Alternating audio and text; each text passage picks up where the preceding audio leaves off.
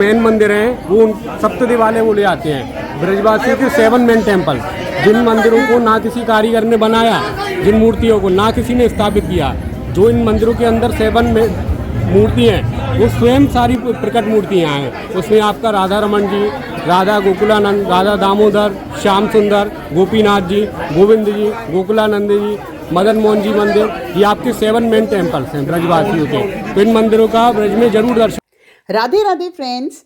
तो आज ब्रिज की यात्रा में मैं आपको इस वीडियो में दर्शन कराऊंगी जमुना जी के, निधि वन के, राधा रमन टेम्पल के, मीराबाई टेम्पल के, बंसी चोरी राधा टेम्पल के, और शेयर करूंगी आपके साथ यहाँ की ब्रिज की एक बहुत इंटरेस्टिंग सी मार्केट जहाँ आप कर सकते हैं अपनी शॉपिंग। और आज के वीडियो में ब्रिज की कहानी ब्रिजवासियों की जुबानी सुनाने का प्रयास है। तो चलिए सुनते हैं शुभम जी की जुबानी वृंदावन की कहानी। करके आप इन मंदिरों का सबसे बड़ा महत्व है, क्योंकि आज से 1000 वर्ष पहले ये यहाँ पे वृंदावन धाम में 5,500 मंदिर नहीं थे। ये आज से 1000 वर्ष पहले, 2000 वर्ष पहले ये सप्त देवालय हुआ करते थे। लेकिन जब औरंगजेब ने जब वृंदावन के मंदिरों पे आक्रमण किया तो सबों ने अपनी अपनी मूर्ति को दुबका दिया कि कहीं यहाँ से तोड़ नहीं दिए।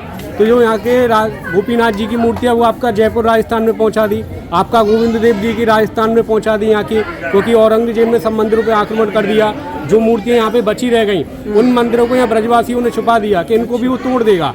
तो उन मंदिरों का वो तो जब छुपा दिया 100 साल हो गए, 200 साल हो गए, फिर उनको ब्रजवासियों की खुद उनका होश नहीं रहा कि कहाँ गई मूर्ति है। जब चैतन्य महाप्रभु वृंदावन आए, चैतन्य महाप्रभु जी ने वृंदावन की खोज करी तो ब्रजवासियों ने उनको मूर्तियों के बारे में बताया कि ऐसे ऐसे हमारी मूर्ति थी, ऐसे ऐसे हमारे मंदिर थे। तब चैतन्य महाप्रभु ने अपने भजन साधना के द्वारा, अपनी तपस्या के द्वारा उन्होंने सब सुपन्न दिया। ठाकुर जी ने किसी मूर्ति के लिए, किसी को अपनी तपस्या के द्वारा ढूंढा, तो सारी मूर्तियों को उन्होंने चैतन्य महाप्रभु ने दोबारा से निकाला था और चैतन्य महाप्रभु ने वृंदावन की दोबारा से यहाँ पे मंदिरों की स्थापना की थी। बोलो राधा रानी की जय, नंद के लाल की जय। मैं दोताराम केवट सिंगार घाट पे बोट चलाता हूँ। यहाँ पे सभी लोग नौका में आइएगा। मेरा नंबर है 7451854159 है। कभी भी आइए, कभी भी उपलब्ध है। यहाँ पे सुबह 5 बजे से शाम को 10 बजे तक मिलते हैं। कभी भी कॉन्टैक्ट नंबर कीजिए, कोई भी परेशानी हो। राधे राधे। तो दीदी हमारे पास घूमने के लिए आई हैं सिंगारवट घाट पे। यहाँ पे भगवान ने राधा रानी को 16 श्रृंगार किया और दीदी यहाँ पे यमुना बोट से यमुना में दीप दान करेंगी और नौका विहार करेंगे। यहाँ पे भगवान ने भी नौका विहार किया हमारे पास, और इनके साथ में ये अंकल आए हैं और भैया हैं छोटे वाले, इनके बच्चे हैं। तो यमुना महारानी इनके परिवार को खुश रखे, सुखी रखे, और सबको राधे राधे भैया, सभी लोगों को, सभी आइए। तो यहाँ पे अपना नौका विहार का एक अपना ही महत्व है, और दीपदान का, नौका विहार का यहाँ पे है कि राधा रानी और कृष्ण जी यहाँ पे नौका विहार करते थे। यहाँ पे आके यमुना जी में घूमते थे। तो यहाँ पे लोग भी आके नौका विहार करते हैं, घूमते हैं इस यमुना जी में, और मछलियों को यहाँ पे दाना डाला जाता है। तो यहाँ पे इसका महत्व है। और यहाँ पे दीपदान का भी काफ़ी महत्व है कि दीपदान, नौका विहार जो यहाँ की मान्यता है उसको हमने किया और उसके साथ हमने काफ़ी इंजॉय किया। उसके बाद हम चले गए मीराबाई टेम्पल। तो ये देखिए यहाँ पे है मीराबाई जी का टेम्पल, और ये यहाँ पे एकमात्र यहाँ पे टेम्पल है जहाँ पे अपनी मीराबाई जी भजन करती थी। तो चलिए इनसे डायरेक्टली हम सुनते हैं यहाँ की कहानी। दीदी सामने लेफ्ट में देख रहे हो ना, ये हमारे मीराबाई का दर्शन है। लेफ्ट में हमारी राधा रानी है, पीछे में हमारे कृष्ण कन्हैया है, नीचे में शालिग्राम जी का दर्शन है। देखो वो सामने, और ये चलाचल का दर्शन है। और इधर में ये दर्शन कर रहे हैं ना भैया, ये मीराबाई की भजन स्थली का दर्शन, क्योंकि यही बैठ के मजीरा बजाया करती थी मीराबाई जी। मीराबाई ये यहीं बैठ के दर्शन कर रहे हो ना, ये मीराबाई जी की भजन स्थली का दर्शन है। यहीं बैठ के मीराबाई जी कृष्ण कन्हैया जी के लिए भजन किया करती थी कि मेरो तो गिरधर गोपाल दूजो ना कोई। बोलो राधा रानी की जय। महत्व है। देखो आप जो वन के अंदर आई हो ना, ये वन को 3 नामों से जाना जाता है। पहला तो बोलते हैं निधि वन, दूसरा बोलते हैं मधुवन, और तीसरा बोलते हैं तुलसी का वन। आपके घर और हमारे घर जो तुलसियाँ पाई जाती हैं 2 प्रकार की पाई जाती हैं, रामा तुलसी और श्यामा तुलसी। जितना भी आप वन के अंदर पेड़ देख रहे हैं सारे के सारे, ये सारी की सारी वन तुलसी का दर्शन है। इसको वृंदा तुलसी, जंगली तुलसी भी बोलते हैं। ये तुलसी आपके घर और हमारे घर नहीं होगी, यह निधि वन के अंदर ही होती है सिर्फ। तो कहते हैं वृंदावन के वृक्ष की मरहम ना जाने कोई, और डाल डाल और पात पात पे राधे राधे हुई। जितना भी आप वन के अंदर पेड़ देख रहे हो भैया, 5,500 साल पुराना पेड़ है, द्वापर के अंत का, जो कि सारी कृष्ण कन्हैया की गोपियाँ हैं। चलो चलो भैया आगे बढ़ो, मंदिर को यहाँ से बंद करके जाएंगे। 2 गेट 7 ताले, जल के लोटे में जल, राधा रानी के लिए 4 लड्डू आएंगे, 16 श्रृंगार लगा के जाएंगे। सुबह 5:30 बजे इस मंदिर के अंदर मंगला आरती होती है। जब सुबह पट खोले जाएंगे देखेंगे लड्डू कूटा हुआ मिलेगा, जो रात में रख के जाएंगे। दातुन चबा हुआ मिलता है, पान चबा हुआ मिलता है, और राधा रानी का श्रृंगार फैला हुआ मिलता है। तो अंदर में वो दर्शन है हमारी राधा और कृष्ण का दर्शन है, जुगल जोड़ी सरकार में। जैसे यहाँ पेड़ों का दर्शन है, कृष्ण में राधा और राधा में कृष्ण। उसके आगे राधा रानी का चांदी का बेड पे रात को चादर बिछा के जाएंगे। सुबह देखेंगे चादर फैली हुई मिलती है, सुकड़ने मिलती है चादर पे। लगता है नाइट में कोई अंदर आके विश्राम करके गया। बोलो राधा रानी की, नंद के लाल की, ताली बजाओ हंसी करो राधे राधे।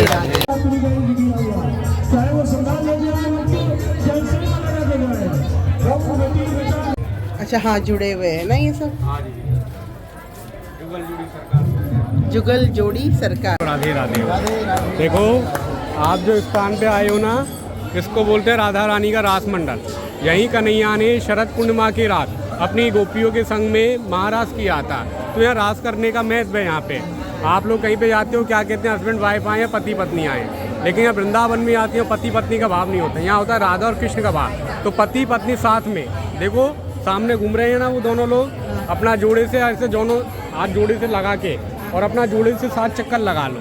अपना राधा और कृष्ण ऐसे हाथ पकड़ के ऐसे क्रॉस करके 7 चक्कर लगा लो। ये कन्हैया की अष्ट सखियाँ बोली जाती हैं, ललिता, विशाखा, इंदुलेखा, चित्रलेखा, रूपरेखा, और बीच में शाखा सखी और आपका तुंगवान सखी। ये आपकी अष्ट सखियाँ हैं ये कन्हैया जी के यहाँ पर। हाँ जी। तब बांके बिहारी के हाथ में तब बांसुरी थी या नहीं थी? इतनी भीड़ थी तो देखा ही नहीं। नेक्स्ट टाइम जब जाना हो ना, नोटिस करना, देखना। हाँ। बांके बिहारी के हाथ में बांसुरी नहीं होगी। अच्छा। क्यों नहीं होगी? हाँ। देखो आगे सामने दर्शन करोगे ना, सामने लिखा हुआ है बंसी चूड़ी राधा रानी। चूड़ी राधा रानी। हाँ, या हमारी राधा रानी ने ना बांके बिहारी की बांसी चुरा ली थी। अच्छा। इनका नाम पड़ा बंसी चूड़ी राधा रानी। साल के 365 दिन में से 364 दिन ये बांसी रहती है राधा रानी के पास है। हमारी सामने बीच में लगी हुई है राधा रानी के पास है। अच्छा। बांके बिहारी साल में सिर्फ एक ही दिन को धारण करते हैं। हाँ। शरद पूर्णिमा वाले दिन। कन्हैया की और 2 प्रिय सखियाँ थी, ललिता और विशाखा। लेफ्ट में ललिता सखी हैं, राइट में विशाखा सखी हैं, बीच में राधा रानी विराजमान में बांसी बजा रही हैं। ये जो आप लोग दर्शन करोगे, पूरे ब्रह्मांड का एकमात्र दर्शन है, राधा रानी बांसी बजाती मिलेंगी। हर जगह आपको कृष्ण कन्हैया मिलेंगे। और सबसे बड़ा चोर कौन है? माखन चोर। यहाँ उल्टा चोरों की घड़ी चोरी हो गई। बोलो बंसी चोरी राधा रानी की जय।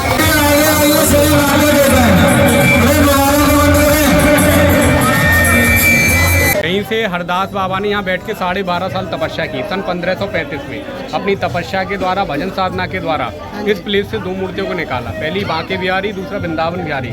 बांके बिहारी बोलते हैं कृष्ण कन्हैया को, वृंदावन बिहारी बोलते हैं बलराम जी को, कन्हैया के बड़े भाई।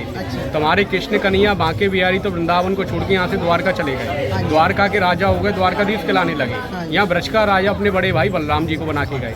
बलराम जी के नाम पे पूरा वृंदावन धाम बसा हुआ है हमारा। क्योंकि आप लोग क्या कह के आते हो, वृंदावन वृंदावन, और वृंदावन बिहारी कौन है? बलराम जी महाराज। तो उनके दर्शन इसलिए जरूरी होते हैं। तो चाहो तो उनका दर्शन आप लोग नित्य के बाद में कर सकते हो। बोलो राधा रानी की जय, नंद के लाल की जय, ताली बजाओ हंसी करो राधे राधे। समाधि है, ये मंदिर के गोसाई लोग थे, सेवाधिकारी लोग थे। ये उन भक्त लोगों की बनी हुई है। ये निधि वन का जंगल है। इस जंगल को रात को 8 बजते जितने आप बंदर देख रहे हो, पक्षी देख रहे हो, सब अब खुद ब खुद खाली करके निकल जाएंगे। कोई इनको खाली नहीं कराता, खुद ब खुद निकल जाएंगे। आसपास में निधवन के सारे घर बने हुए हैं। ये अपने खिड़की दरवाजे बंद कर देते हैं, क्योंकि कोई यहाँ देखने वाला पागल हो जाता है। देखने वालों की आंखों की रोशनी बताने वाले की मुख की आवाज़ चली जाती है। बोलिए राधा रानी की, नंद के लाल की। और ये क्या बोल रहे थे, आपकी समाधि जो गए अंदर उनकी? हाँ, ये जो रात को चोरी छुपे यहाँ पे रुके, देखा। हाँ। ये उन बकलों की शरीर की यहाँ राख मिलती है। अच्छा। उनकी यहाँ ऐसी समाधि बना दी जाती है निर्वन के अंदर। बोलो राधा रानी की। तो अभी हम लोग आ गए राधा रमन मंदिर में। शुभम जी हमें बता रहे हैं यहाँ की कहानी। तो चलिए शुभम जी बताइए। सामने ये मंदिर देख रहे हो, राधा रमन जी मंदिर है। ब्रजवासु के जो 7 मेन टेम्पल्स हैं ये उनमें से आता है। हाँ जी। पहले इस मंदिर में यहाँ मूर्ति नहीं थी, पहले यहाँ शालिग्राम शिला हुआ करती थी। तो दिवाली का टाइम आया, सब दीवालों में, सप्त दीवालों में ठाकुर जी का अपना अपना सब गोसाइयों ने श्रृंगार किया, लेकिन इनके पास में शिला थी। तो ठाकुर जी का सोचने लगे मैं कैसे अपनी शालिग्राम जी का शिला का श्रृंगार करूं, ना इनके नैन है, ना मुख है, ना कान है, तो मैं कैसे श्रृंगार करूं।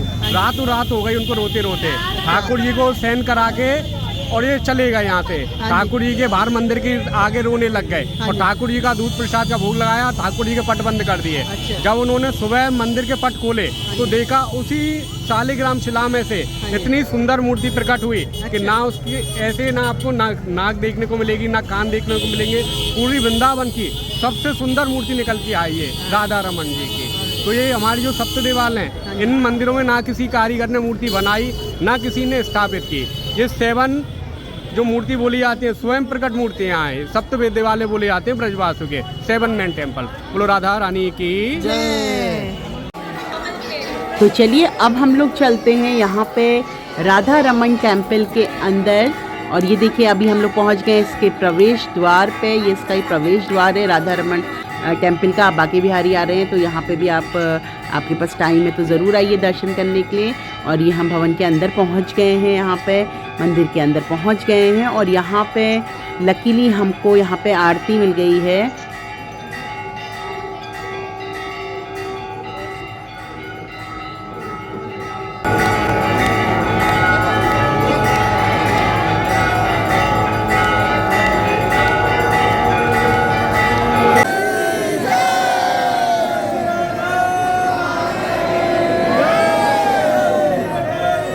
को मिली तो हम लोगों ने यहाँ पे आरती तक हम लोग रुके और प्रसाद यहाँ पे प्रसाद का वितरण हुआ। तो फिर हमने प्रसाद लिया और फिर उसके बाद हम लोग आगे को यहाँ से मंदिर के दर्शन करके, राधा रमन जी के दर्शन करके आगे बढ़े। मंदिर से निकलते ही हमने हरे राम हरे कृष्णा की बड़ी प्यारी सी कुंज गलियों में ये गूंज सुनी। तो वृंदावन में आप यहाँ के लोकल क्विजीन्स को मत भूलिएगा। काफ़ी बिना लहसुन प्याज के बहुत सात्विक फूड और टेस्टी फूड आपको यहाँ मिलता है। और यही वृंदावन में ही है कि जहाँ डोमिनोज बिना नो अनियन नो गार्लिक का पिज्ज़ा सर्व करता है। तो अगर आप शॉपिंग करने के लिए यहाँ वृंदावन में ढूंढ रहे हैं मार्केट, तो यहाँ पे लोई बाज़ार एक काफ़ी अच्छा इंटरेस्टिंग एरिया है। तो आप किसी से भी कह के रिक्शे वाले को बोल सकते हैं कि आपको लोई बाज़ार में ड्रॉप कर दे। और लोई बाज़ार में आपको काफ़ी अच्छे ऑप्शंस मिल जाएंगे। यहाँ पे आपको कृष्ण जी की ड्रेसेस चाहिए तो आपको कृष्ण जी के लिए ड्रेसेस मिल जाएंगे, अपने लिए गोपी ड्रेसेस मिल जाएंगी। कॉटन के बहुत अच्छी आपको शर्ट्स, टी शर्ट्स यहाँ पे काफ़ी अच्छे मिल जाएंगे। कुर्ते बहुत अच्छे मिल जाते हैं जो मैंने देखे यहाँ पे, क्वालिटी काफ़ी अच्छी लग रही थी यहाँ पे। और शॉर्ट कुर्ता, लॉन्ग कुर्ता, तो काफ़ी अच्छे ऑप्शंस हैं और क्वालिटी तो लाइक बहुत अच्छी एंड रीज़नेबल प्राइसेस में। तो लोई बाज़ार यहाँ पे की काफ़ी पॉपुलर बाज़ार है। तो आप यहाँ पे चेकआउट कर सकते हैं अगर आप वृंदावन आ रहे हैं। तो चलिए आज के लिए इतना ही। Stay connected with Suman look around and don't forget to comment, like and subscribe. Radhe Radhe.